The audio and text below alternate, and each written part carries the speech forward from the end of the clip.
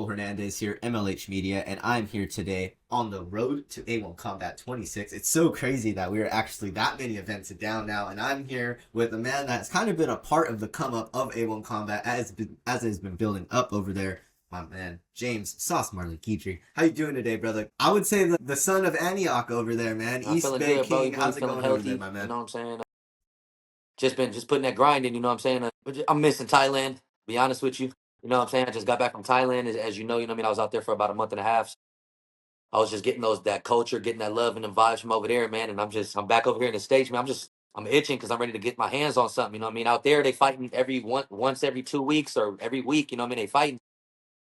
I was getting that vibe out there, and I'm just like, man. And then we go back in the States. It's like we got to fight every 3 months, 2 months. It's just like, man, back in my amateur career, I used to fight back to back to back every month. I was at least fighting 2 times. So it's like now it's like these weights are just like irritating. You know what I mean? So I'm just fucking just ready to get back in there, man. Put these hands on somebody. You feel me? Yeah, and can you kind of detail a little bit of that Thailand experience? I think that was that your second time Nah, going nah. over It's there? I know actually you've my gone first over time there a ever being couple out of the times now, country. right?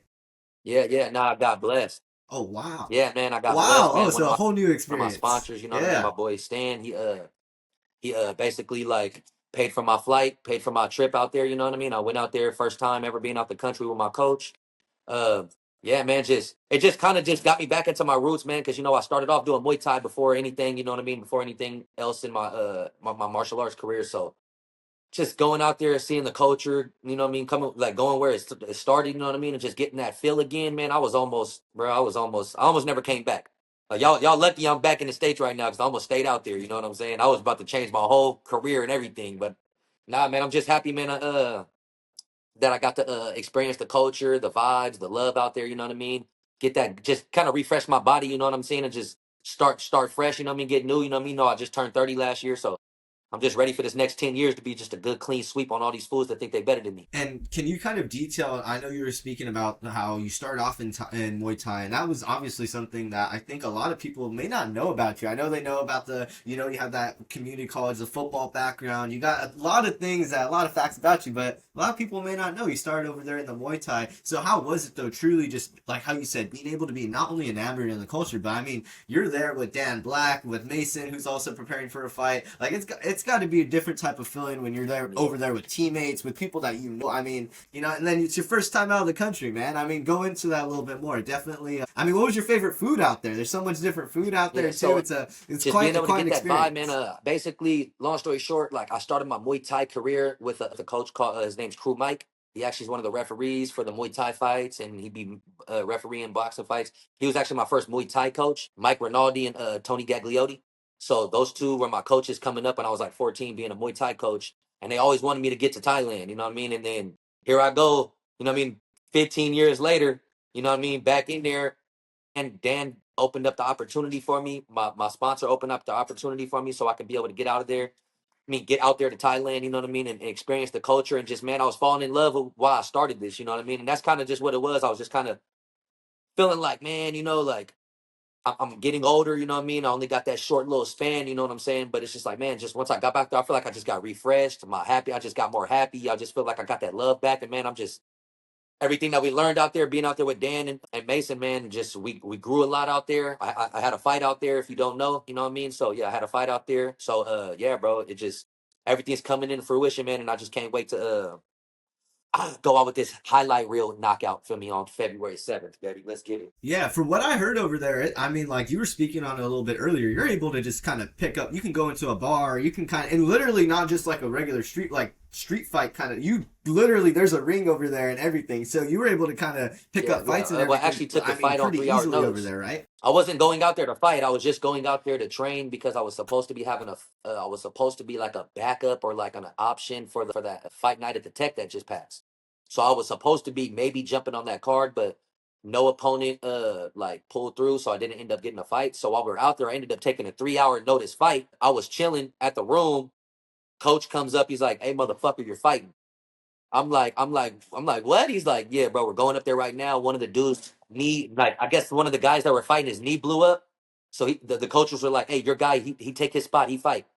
So I'm like, on 3 hour notice, Went down to the gym. They told me I'm in. We jumped on the little motorcycles, rolled down to the thing, literally fought with a 3 hour notice, went in there, did my thing. You guys can give your opinion on who you think won. Ended up being a draw, you know what I mean, in the fight, but y'all can give your own opinion. I obviously think I won, you know what I mean? And I don't even think it was close. So, but yeah, nah, man, just being out there was beautiful, brother.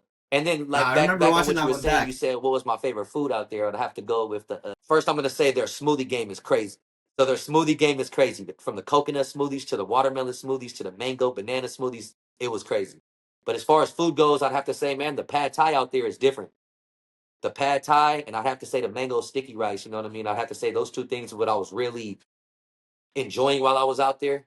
And then just the difference between the fruits, man, is so much different. It's like so much fresher out there. Like they don't have all this chemical stuff that we getting in our foods out here in the States, you know what I mean? And the food out there, it's just everything's just coming from the ground, man. I just feel like I just got a great like refreshing. And now that I'm back out here, I'm just waiting, baby. I can't wait. I can't wait for all y'all to tune in and see what sauce Marley coming with. It definitely feels like you're very refreshing. Even too telling based off of when I seen you over there at Fight Night at the Tech. And anybody that watched Mason's performance seen he was more than refreshed. How was that to be able to be in his corner and kind of get to see, oh look, even the thumbs up throwing up over there, kind of see all that fruition and kind of come into, see all the factors come into play. And just, I mean, not only Dan Black's kind of striking come into play, but I mean, Mason was able to put on a ground display. It just really seemed like a full mixed martial arts display for Mason Hardshore. And then you were over there in the corner, man, helping out Man, it and was great. being alongside him, man. How was all that? Man, like I haven't been training with Mason for too long. I've only been training with him for about 2 years now, like moving on strong, maybe 2.5 years. I don't know like the date exactly, but I haven't been training with him for that long. But to see his growth from he came in as a wrestler, like a pure wrestler, striking like zero and wrestling like 100. You know what I mean? And then coming in and just iron sharpens iron. So us just up in there every day training, you know what I mean? Learning from one another, him showing me a lot of his Greco-Roman, you know, he was one of the top nation Greco-Romans in the nation, you know what I mean, fighters. So and then just me just being able to implement some Muay Thai and showing him a lot of the Muay Thai, and then us just actually going out to Thailand. His striking went from like the difference between when he came into the gym till today is just so much of a growth, you know what I mean? I see the growth, the grind that we put in when we were in Thailand, you know what I mean? 3 trainings a day, the good food that we were putting in our body, we were staying fueled, we were staying like, it was just bringing that happiness back out. And then just to see everything that we trained in basically like happened exactly how we planned. We planned for the guy to come with big shots. We planned for him a little bit more of like wrestling a little bit more, but we weren't thinking he was going to strike with Mason like that. So once he opened up, he kind of figured out he shouldn't be trying to strike with anybody from Team Black. You know what I'm saying? So he found that out the hard way, did his little, try to get his way out, went for the headlock. Yeah, teach his own after that. You know what I mean? That boy Mason done got that finish. So now it's time for me to follow up. You feel me? And show him how his coaches and us captains on our team, man, dude, man, we're here to get these dubs, man. And this 2025 is about to be crazy. We got a big team coming, a lot of new names, a lot of new guys. You feel me? That nobody's seen, nobody knows, and I'm telling you, we're about to spark a whole different conversation when it comes to this 2025. It's another takeover, like I told you, that Team Black, Team Doom to my takeover. You already know about it. Anybody that you kind of wanted to shout out in particular? I know you like how you said, you guys always seem to have some guys kind of in the back pocket over there that are cooking up, that have just had a plethora of experience in other martial arts that then come into the MMA game, maybe come into the Muay Thai game. Anybody that you kind of wanted to shout out in particular for fans to kind of give a little bit of a head start and going into 2025 saying, hey man, this is my guy or gal that's been training over there at Team Black. They've been putting in work. So man, to be honest, just put them on over there. if you see Team Black or Team Doom to Maya from the Jiu-Jitsu World League to Point Muay Thai to kickboxing matches, pin creation to MMA smokers, like whatever the deal is, like anytime you're gonna see Team Black from here on out. Not saying that it hasn't already been like that, but from now on, our team is starting to build. We got a new spot. Everything is just starting to grow. Yeah, man.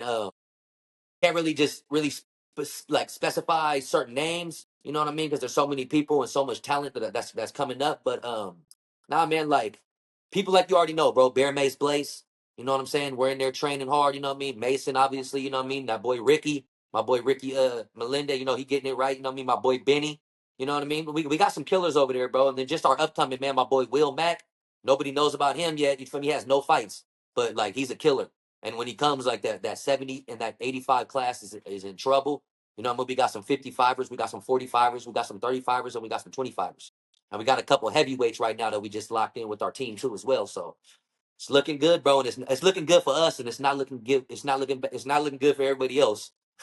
You feel me? So yeah, man, just a takeover. You know what we coming with. Speaking about some prominent light heavyweights slash heavyweights, I mean, this is a guy that kind of fought all over. I mean, you got to meet Rampage Yes, over sir. there this past fight night at the Tech. How was that to not only be up over there, ringside, cage side, but then also getting to talk with him, kind of getting to share some knowledge with him? I kind of seen you guys talking a little bit. How was that? What were you guys talking about? Did he share kind of any knowledge with you, or do spit any game to you about this upcoming fight? Because I mean, I know this is, 4-2 now. This could possibly be a big fight in Yeah, the nah, man. career trajectory of Sauce Marley.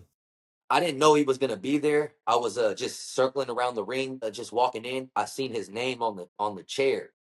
And then I got juiced, you know what I mean? Because this is one of the dudes that, like, basically, like, one of the reasons why I started this MMA career and I didn't go a different route. You know what I mean? Like, all his knockouts from when he got knocked out from Vandalay Silva in Pride till the comeback of knocking out Chuck Liddell and then getting the rematch with Vandalay Silva, knocking him out, and then just seeing his career. He was the reason why I wanted to pick people up, slam them on their head, and knock people out. You know what I'm saying? So, nah, man, when I got to see him, I told my boy, I'm like, look, there's Rampage, and I'm not leaving up out of here unless I like say something to him. You know what I'm saying? Obviously, I know it was a fight going on. He had obviously like a girl with him, and it seems like he's cool with just taking a picture. I wasn't having that. I know we ain't like at a like somewhere we could have a conversation or anything like that, but I for sure sparked the conversation. I went over there, I introduced myself. Hey, I'm Sauce Marley, you know what I mean? I'm one of your biggest fans. You one of my goats. You know what I'm saying? You the reason why I put these fools out, you know what I'm saying? And one of the reasons why I stepped in this cage, you know what I'm saying? I let him know that. I let him know I was fighting on February 7th to tune in. You know what I mean? I'm fighting under Uriah Faber. He said he most likely might be there or he might be tuning in as well. So I told him to keep his eye out for the next upcoming UFC World Champion. So Hey, and there is a big chance that he may be over there. I've seen him and Uriah obviously chatting it up as well. I mean, it was kind of just a come on, Cain plethora of who's who from Velasquez. Northern Come California on, mixed Nate martial arts. I would Diaz, say Cain California, Velasquez. yeah, Come on, we all in everyone the was building. over there, man. Yeah, it was great, It bro. was a party. And then, I mean, you had Dan Black. Yeah, I like how I said it was a true just party Come over on, there. them And then all are Gilbert them, and all Melendez, the Scott guys you Coker over naming are there, all at the helm. RFEs. Cannot So the problem is it's a takeover. That's all the problem. family. Like El Nino, Nick Diaz Academy, Team Doom Demaya, Team Black. We smashing this whole region all the way across the nation. And as soon as we start stepping out the country, we're gonna smash all of them too. So let them know it's a takeover for real. A big takeover, possibly looking to take over A1 Combat once again over there. Mr. Sauce Marley as he takes on Shane Collins. How are you feeling about this matchup? As I stated, big matchup over there, taking on a 2-0 guy that has a lot of hype behind his name. Had a very solid performance against Saifullah Joshkalov over there at Lights Out, and then had a TKO over there at A1 Combat. But I mean, you yourself over here at A1 Combat have also put up a pretty nice resume. How are you feeling about the matchup? I'm excited Going about into the matchup, February man. 7th? Like I said, I had to get over a couple things, you know what I mean? Like just in these last couple months, you know what I mean? That was just going on in my personal life, you know what I mean? I had to just get those things out of my way, you know what I mean? Clear up some mental things, you know what I mean? But just as far as me coming into this fight, I'm excited. I haven't had this kind of excitement for a fight, you know what I mean, in a minute. I kind of just been just kind of dragging myself in there, you know what I'm saying? Now I'm getting that love back. I'm getting that vibe back, and man, we've been training hard as hell. And now, man, I seen a few clips and a few films of my opponent.